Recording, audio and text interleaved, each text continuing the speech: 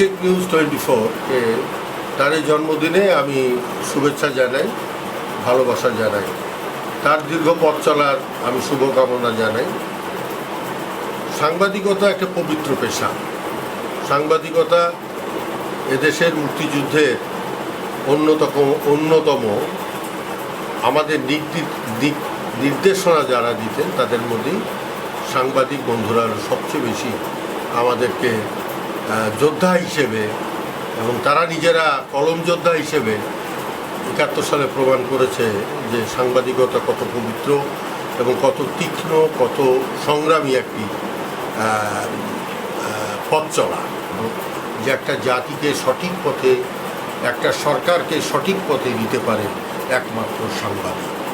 এই পবিত্র নামটি যেন কখনো কোনো সাংবাদিক দ্বারা অপবিত্র না হয়। আপনাদের এই চ্যানেলের শুভকামনা রইল। দীর্ঘ পথ চলার সহযোদ্ধা হিসেবে সাথে থাকার জন্যে আমি